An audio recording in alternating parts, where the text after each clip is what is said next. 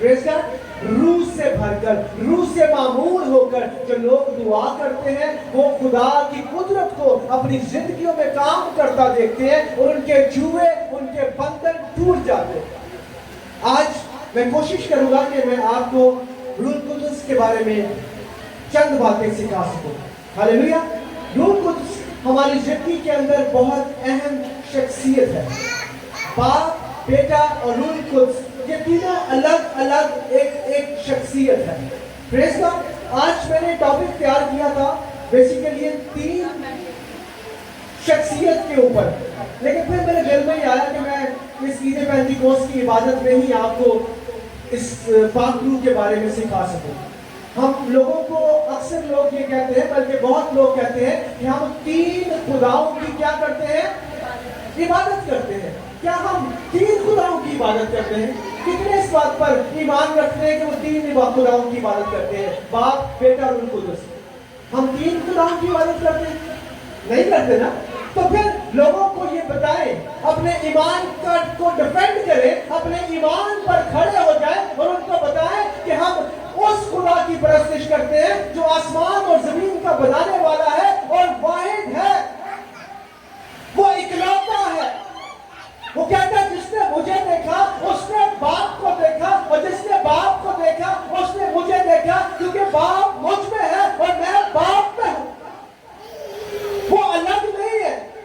جب دنیا کی تخلیق ہوئی تو پیدائش کی کتاب کے اندر ہم جب جاتے ہیں تو وہیں پر ہمیں تخلیق کے بارے میں جاننے کو مل جاتا ہے. جب باپ کہتا ہے کہ آؤ ہم مل کر اس دنیا کو بنائیں, ہم ان چیزوں کو تخلیق کریں, تو وہاں پر باپ نے جو لفظ استعمال کیا وہ لفظ تھا آؤ ہم مل کر اس دنیا کو بنائیں. باپ, بیٹا, روح القدس وہ تینوں ایک ہی ہیں. ایک مثال دیتا ہوں کہ مثال میرے خدا کے ساتھ کنیکٹ تو نہیں کرتی, لیکن ہماری ناقص سوچ کے شاید وہ پردوں کو صاف کر سکے, ان سوچوں کو ہٹا سکے. ایک انڈا ہے, فور ایگزامپل ایک مثال دے رہا ہوں. ایک انڈا ہے وہ ایک خول میں ہوتا ہے. اس انڈے کو اگر آپ توڑتے ہیں تو اس کے اندر سے ایک پانی نکلتا ہے, اور اس پانی کے ساتھ ایک یولک نکلتا ہے جسے ہم زردی کہتے ہیں. اب یہ تینوں چیزیں الگ الگ نہیں ہیں بلکہ یہ ایک ہی ہیں. اسی طرح کلام مقدس اس بات کی تصدیق کرتا ہے کہ وہ 3 میں ایک اور ایک میں 3 ہے. اور یہ کلام مقدس میں اگر ہم پڑھتے ہیں تو ہمیں پیدائش کی کتاب میں ہمیں ملنا شروع ہو جاتا ہے, اور اگر ہم غیر قوموں کی کتاب کو پڑھیں تو وہاں پر بھی یہ بات قلم بند ہے کہ وہ 3 میں ایک اور ایک میں 3 ہے. پریز گاڈ. ہاللیلویا. بے شک وہ خول اپنی جگہ پہ ایک ویلیو رکھتا ہے, وہ پانی اپنی جگہ پہ, وہ زردی اپنی جگہ پر, لیکن ہم یہ نہیں کہتے کہ ہمیں وہ 3 چیزیں دیں, ہم کہتے ہیں ہمیں ایک انڈا دے دیں, اور اسی کے اندر اس کی تمام کوالٹیاں موجود ہیں. پریز گاڈ. میں آپ کو بتانا چاہتا ہوں کہ روح القدس جو ہے وہ بھی ایک شخصیت ہے, اور یہ تثلیث کا تیسرا اقنوم ہے. پہلا اقنوم کیا ہے؟ باپ. دوسرا اقنوم ہے بیٹا, اور تیسرا اقنوم جو ہے وہ ہے روح القدس. وہ تینوں مل کر ایک ہی خدا کرتے ہیں, ایک ہی خدا ہے, اور ایک ہی خدا آپ کے ساتھ بات کرتا ہے, اور جو روح القدس کہتا ہے وہی بیٹا کہتا ہے, اور جو باپ کہتا ہے وہی بیٹا کہتا ہے. ہاللیلویا. ان تینوں کی ایک ہی رائے ہے. اور اگر آپ انسان کو دیکھیں تو انسان بھی ان 3 چیزوں میں ہی دکھائی دیتا ہے. کون کون سی چیزیں انسان کے اندر؟ ایک بدن, دوسرا روح, اور تیسری جان, خون. انسان کو بھی اگر دیکھیں تو وہ بھی خدا نے تثلیث میں ہی بنایا ہے, جیسے باپ, بیٹا, روح القدس ہے. ہاللیلویا. وہ جب انسان کو بنا رہا تھا تو اس نے اس کے نتنوں میں کیا کیا؟ اپنا دم پھونکا اور اپنی شبیہ پر اس کو بنایا. یعنی کہ وہ دکھائی بھی یسوع جیسا ہی دیتا ہے انسان, اور اس کے اندر کی جو کوالٹیز ہیں وہ بھی یسوع کی ہی جیسی ہے. لیکن ہمیں اس بڑے بھید کا نہیں پتا. اگر جان جائے, ہمیں پتہ لگ جائے تو ہم بھی وہ کام کرنا شروع کر دیں گے جو خدا یسوع کرتا ہے, کیونکہ یسوع نے خود اپنی زبان مبارکہ سے کہا کہ تم مجھ سے بھی بڑے بڑے. ہاللیلویا. کیوں خدا نے کہا کیونکہ خدا تو یہ جانتا ہے کہ یہ میری بیٹی ہے, یہ میرا بیٹا ہے, اس کے اندر میں نے اپنے غم کو پھونکا ہے اور یہ جو میں کرتا ہوں یہ وہ کر سکتا ہے. لیکن یہ کرنے کے لیے آپ کے پاس خدا کا تیسرا اقنوم ہونا بہت ضروری ہے, جس کو ہم روح القدس کہتے ہیں. پریز گاڈ. لوگ روح القدس کے خلاف گناہ کرتے ہیں.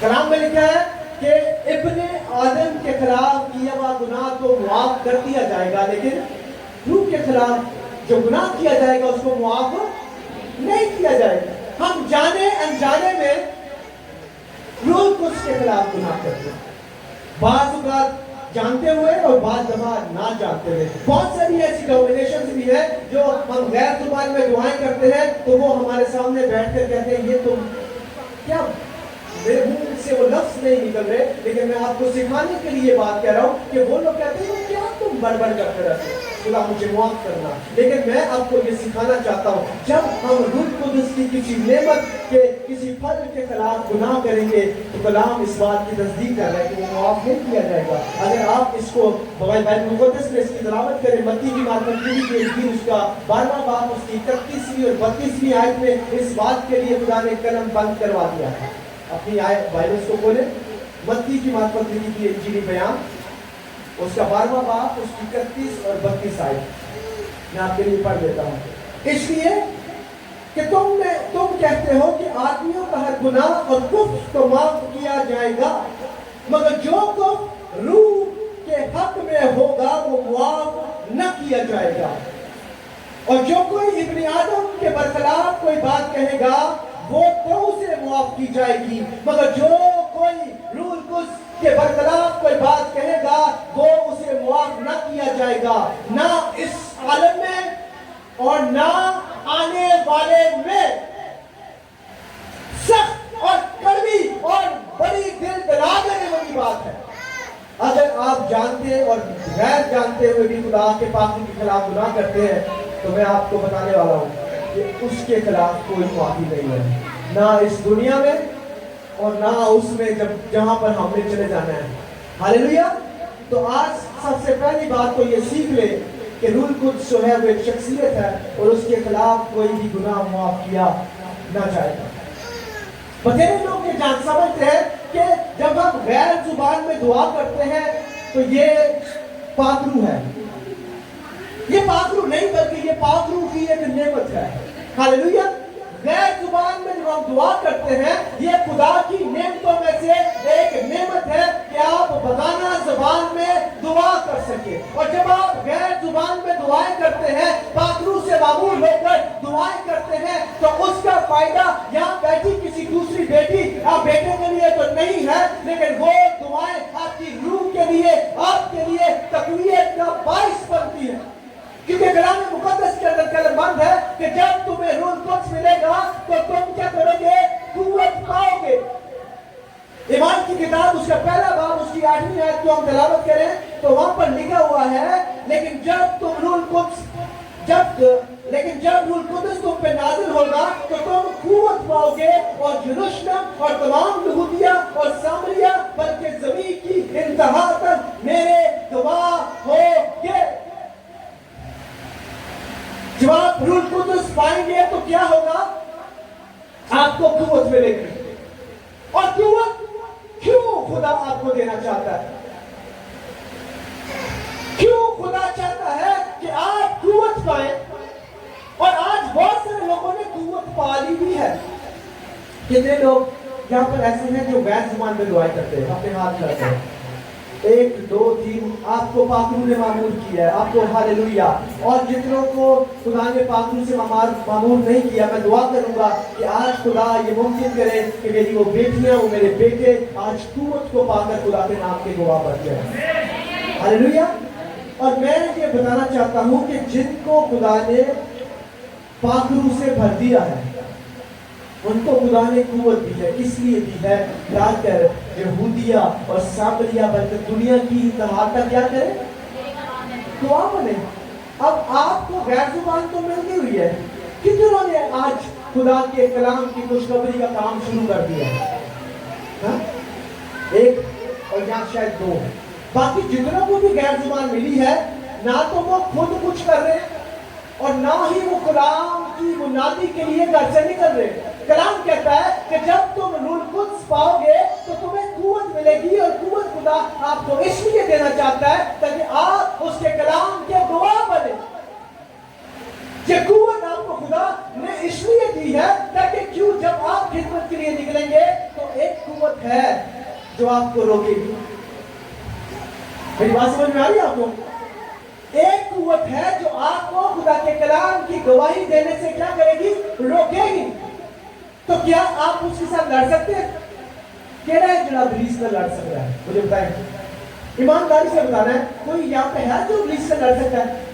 ایماندار نہیں، ڈرنا نہیں ہے، شرمانا نہیں ہے، اکڑنا نہیں ہے. ویری گڈ، آپ لڑ سکتے ہیں، میرا ایمان ہے. آپ بھی لڑ سکتی ہے، میرا ایمان ہے. کیوں لڑ سکتی ہے؟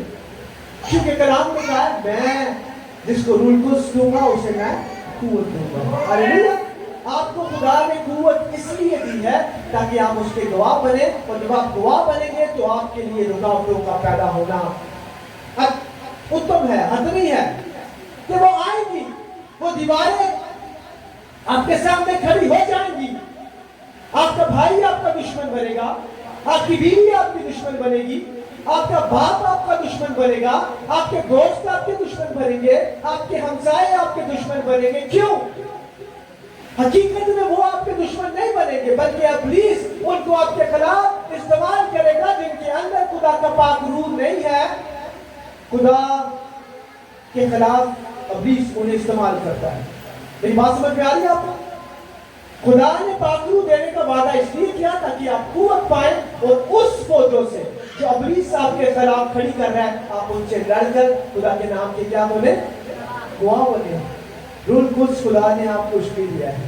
ہاللیلویا. کیوں دیا روح القدس خدا نے آپ کو؟ تاکہ آپ ابلیس کی ان روحانی فوجوں کا کیا کریں؟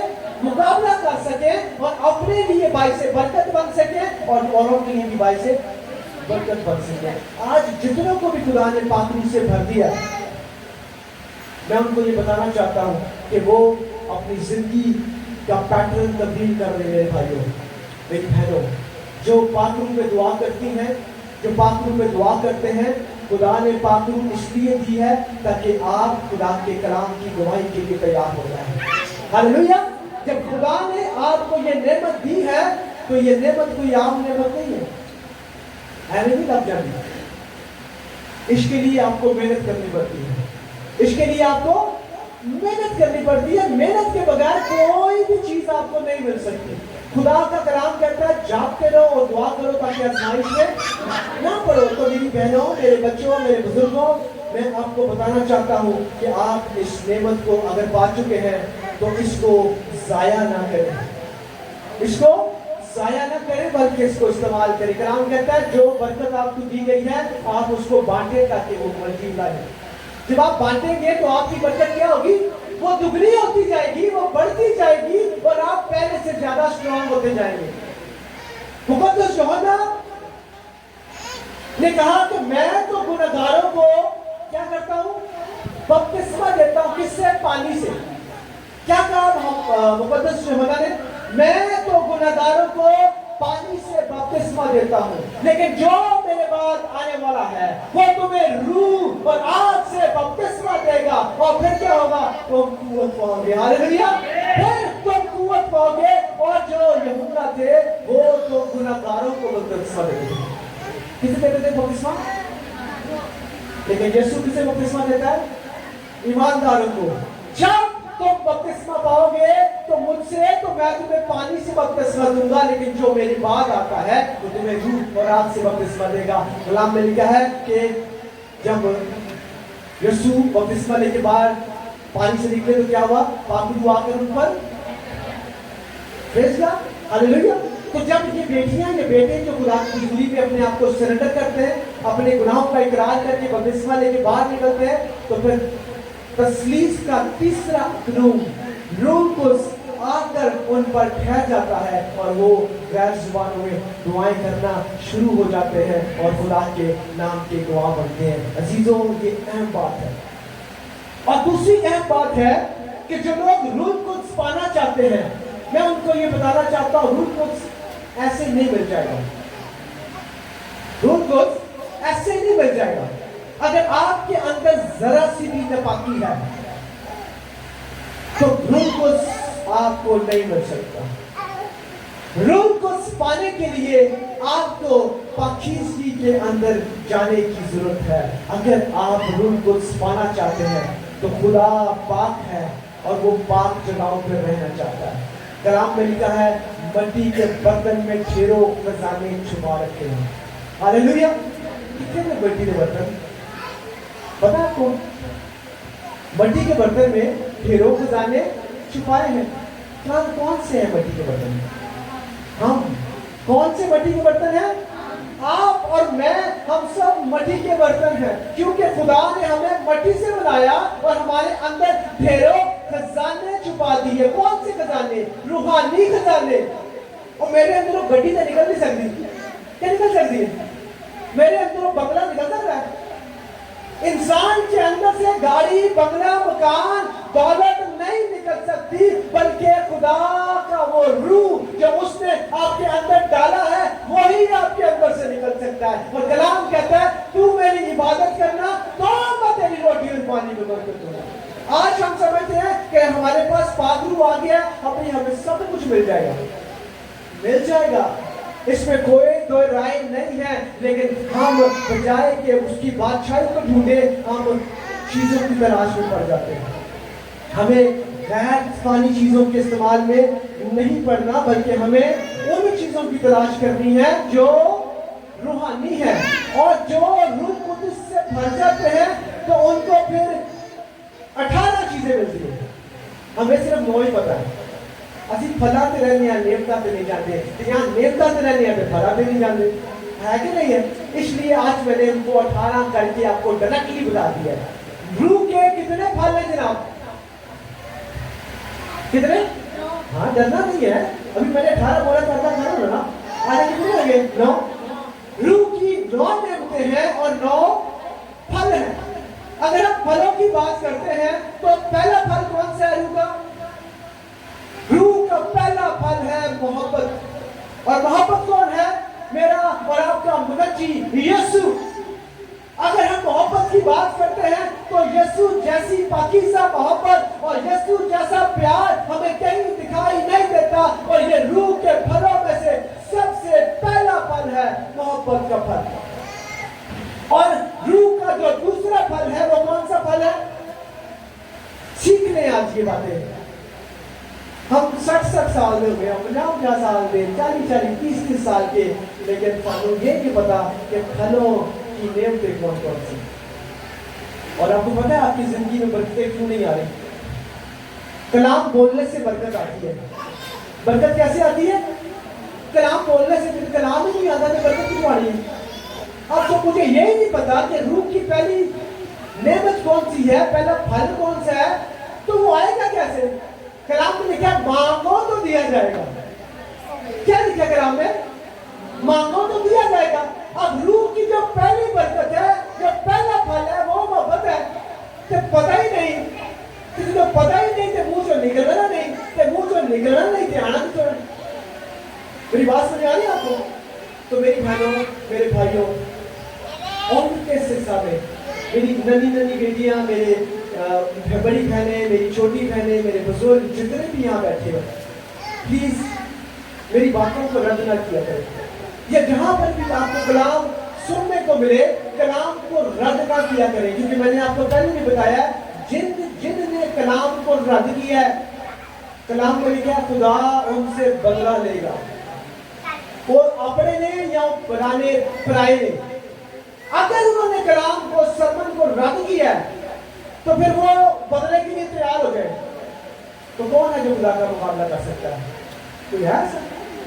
कोई नहीं। आसमान के तले, जमीन के ऊपर कोई ऐसी शख्सियत नहीं, कोई ऐसा खुदा नहीं, कोई ऐसा माबूद नहीं, कोई ऐसा जाति जुर्रत नहीं जो मेरे यीशु के सामने खड़ा हो सके। तो मैं आपको बताना चाहता हूँ, अपनी जिंदगियों के अंदर खुदा के खौफ को ले आए। तीसरा फल है इत्मीनान। चौथा पांचवा फल है मेहरबानी, छठा फल है नेकी, सातवां फल है ईमानदारी और आठवां फल है इल्म और नौवां फल है परहेजगारी। ये 9 फल खुदा के हैं, उसके पाक रूह के, जिसकी लिए आज हम इकट्ठे हुए ताकि इस ईद पेंटिकॉस्ट में रूह की नेमतों को, रूह के कामों को, रूह की कुव्वत को जान सकें जो खुदा का रूह आपको देना चाहता है। हालेलुया। ये 9 फल आज से आपने याद रखने, इनकी स्टडी करनी है और फिर अपने लबों से इन चीजों को निकालना है। जो लफ्ज आपके मुंह से निकलेगा वो इब्लीस को चीरेगा, उसको डिस्ट्रॉय करेगा, उसके मंसूबों को फेल करेगा और आपके लिए नेकी और खूबसूरती और ताजगी के दरवाजों को खोलेगा। हालेलुया। जिंदगी और मौत का इख्तियार जुबान के पास है, जो बोलेंगे वही आएगा। बार बार सिखाया मैंने आपको, आज फिर ये बात आपको बता रहा हूं। ईमान उसका पहला, उसकी 8 में हमने क्या पढ़ा? और वो सब रूह कुद्दुस से भर गए और गैर जुबाने बोलने लगे जिस तरह रूह ने उन्हें बोलने का हक बख्शा। खुदा मेरी बहनों, मेरे बच्चों, आपको ब्लेस करना चाहता है। रूह कुद्दुस इब्लीस जो है ना, इब्लीस वो जिनके पास रूह कुद्दुस होता है उनको डिस्ट्रॉय करना चाहता है, उनको भटकाना चाहता है, उनकी जिंदगियों को एक अलग जगह पे लेकर जाना चाहता है, क्योंकि वो ये जानता है कि ये जैसे जैसे रूह में बढ़ते गए इसने तो हमें बर्बाद करके रख देना है। इसने क्या करना है इस बेटे ने? इसने मुझे बर्बाद कर देना है। इब्लीस ये बात जानता है और फिर वो उनको बढ़ने नहीं देता। ऐसे भी दुनिया के अंदर लोग हैं जो रूह कुद्दुस को पैसे के साथ पाना चाहते हैं।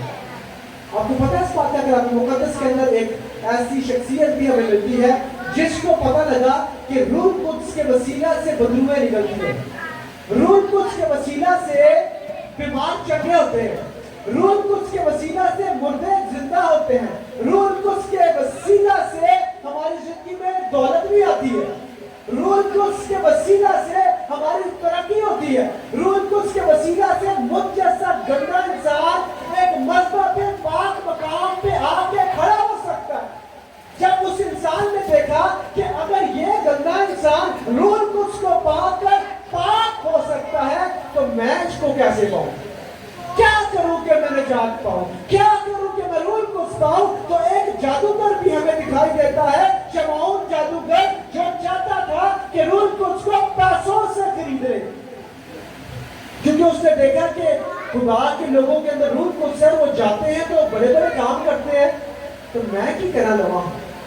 वो जादूगर था, उसने कहा मेरे काम से ज्यादा तो रूह कुद्दुस के जो लोग हैं वो बरकतें पा रहे हैं, मैं क्या करूं?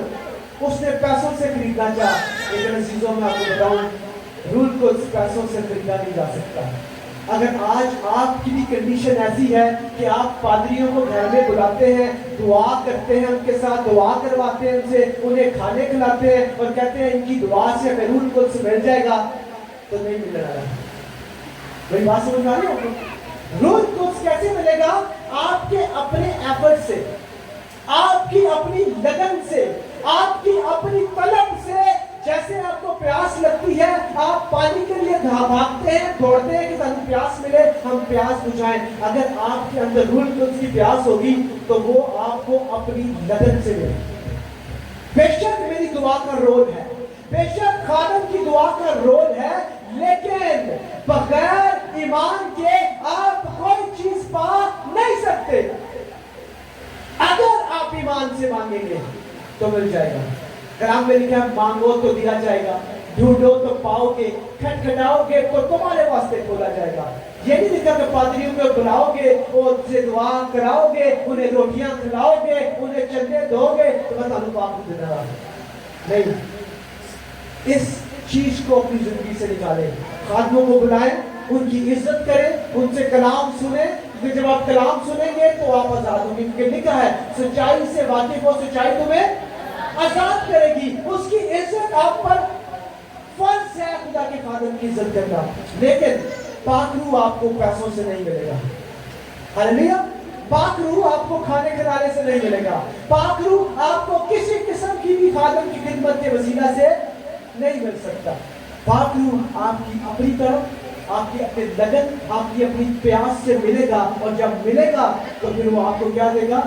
कुव्वत देगा। और कुव्वत क्या करेगी? आपको अब्लीस के साथ लड़ने में मदद करेगी, ताकि आप क्या करें? वता से बढ़कर क्या करें? गलबा पाए। गैर जुबानों में दुआएं करने वाले पाक रूह से भर जाते हैं और कुव्वत पाते हैं।